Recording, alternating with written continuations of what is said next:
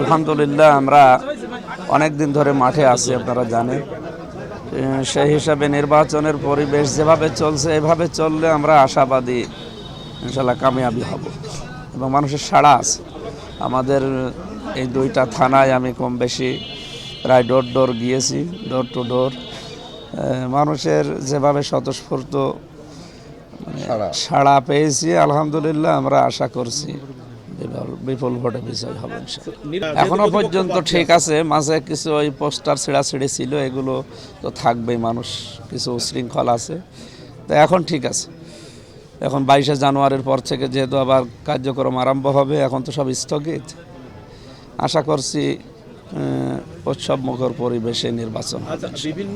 হত্যাকাণ্ড তো কখনোই সমর্থন করি না। যারাই ঘটিয়েছে আমরা তাদের বিচার চাই। দেশি বিদেশি চক্রান্ত ষড়যন্ত্র আছে এর ভেতরে। অনেকেই চাচ্ছে নির্বাচন পিছিয়ে যাক এবং দেশটা অন্যের হাতে চলে যাক। না, নির্বাচিত সরকার না আসলে কি হয় আমরা তো দেখেছি। সুতরাং ওনার হত্যাকাণ্ডের সুষ্ঠু বিচার চাই এবং নির্বাচনটা দ্রুত চাই।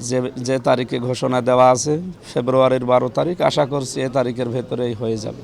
সংখ্যা বলতে আমরা কিছুদিন আগে তো মিটিংয়ে বলেছিলাম যে সদর থানাটা যেহেতু পুরা পুড়ে যায় এবং লুট হয়ে যায় অস্ত্রগুলো, নির্বাচনের আগে এগুলো যদি কালেকশন করা না যায় এবং বিশেষ করে এই যে বর্ডার এলাকা হওয়ার কারণে দৌলতপুর দিয়ে বহু কিছু ঢুকতেছে।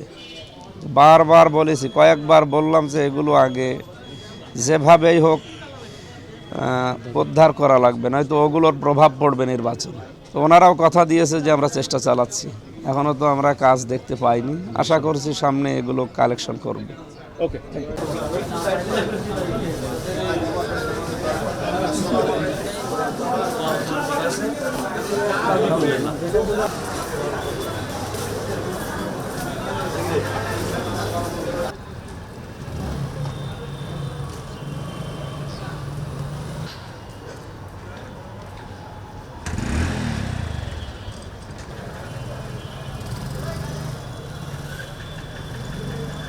নতুন এবং ফিরে আসা গ্রাহকদের জন্য নগদে চলছে ক্যাশব্যাক সহ প্রতিদিন হাজারো উপহার জেতার সুযোগ। হবে আশা আর ফেরা, সারপ্রাইজ সেরা।